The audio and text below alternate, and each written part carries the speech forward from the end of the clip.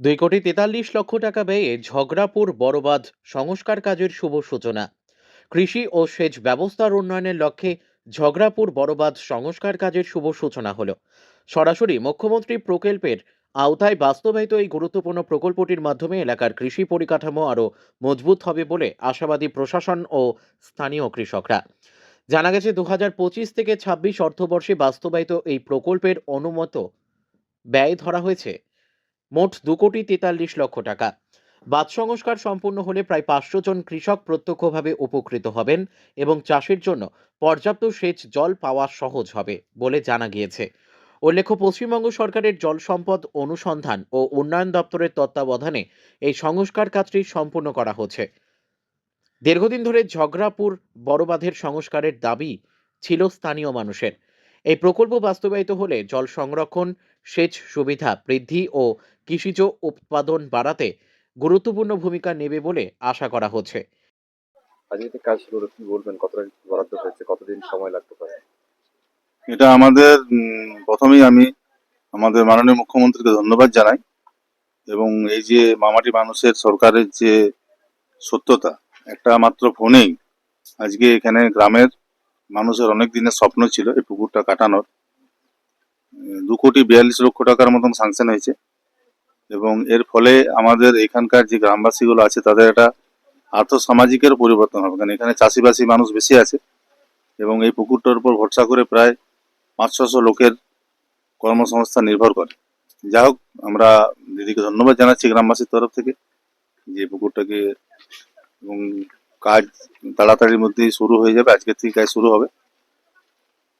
এবারের যে গ্রীষ্মে চাষের পক্ষে কতটা সুবিধা হবে এবং জল কতটা থাকবে বলে মনে করছিলাম? এবারে গ্রীষ্মে তো হবে না, আগামী বছর থেকে আমাদের এখানে যা জল ঢুকে পুকুর ভরে যায় এবং যা ডিপ হবে তাতে চাষিদের কোনো অসুবিধা হবে না, জল শেষ হবে না আর পুকুরে, সেভাবেই কাটিং হবে। আজকে থেকে কাজ শুরু হয়ে যাচ্ছে। আজকের থেকে কাজ শুরু হয়েছে। গ্রামবাসীরা কতটা খুশি? গ্রামবাসীরা ভীষণ খুশি, গ্রামবাসীরা ভীষণ খুশি এবং তার সাথে সাথে মাছ চাষটাও হবে। এই পুকুরটা মাছও প্রচুর হয়, মাছ চাষও হবে, মাছ চাষটাও গ্রামে 16 আনার একটা রোজগার হবে। কি নাম? আমার নাম শঙ্কর চক্রবর্তী। পুকুর খনন হচ্ছে, কি বলবেন? কতটা সুবিধা হবে আপনাদের? সুবিধা মোটামুটি আমাদের বিঘা 30 বড় হতো, এখন 150 বিঘা বড় হবে, পুরোটা হবে সোনা জমি চাষ হবে। কিভাবে এই পুকুর খননের কাজ শুরু হলো, কিভাবে যোগাযোগ করেছিলেন আপনারা?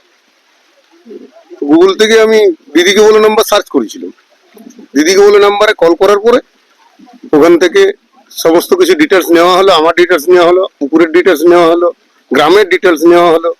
সব নেওয়ার পরে বললো ঠিক আছে দেখছি। 3 দিনের ভিতরেই ইরিগেশন অফিস থেকে আমার কাছে ফোন এলো যে আপনার পুকুর স্যাংশন হয়ে গেছে, আমরা দেখতে যাচ্ছি, আপনি চলুন। গ্রামবাসীরা কতটা খুশি আপনারা? গ্রামবাসী সবাই খুশি, যথেষ্ট। ক্ষুদ্র চাষিরা উপকৃত হবে, বড় চাষিরা উপকৃত হবে, গ্রামের মানুষের স্নান করার সুবিধা হবে, সেচের সুবিধা হবে, সবকিছুই সুবিধা হবে। গ্রীষ্মকালে কি আগে জল শুকিয়ে যেতে হ্যাঁ, সে সম্ভাবনা? আমার লাইফে আমি 3 বার দেখেছি একদম পুরো শুকিয়ে যেতে। এবার কি মনে হচ্ছে জল থাকবে? আর জল মরবে না বলে তো মনে হচ্ছে, তারপর কাজের উপরে নির্ভর করে কাজ কেমন ভাবে করা যায় না যায়। আজকে থেকে কাজ শুরু হচ্ছে? আজ থেকেই কাজ শুরু হচ্ছে, আজ সবাই মিলে পূজা পাশা দিয়ে কাজ শুরু করল। কি নাম আপনার?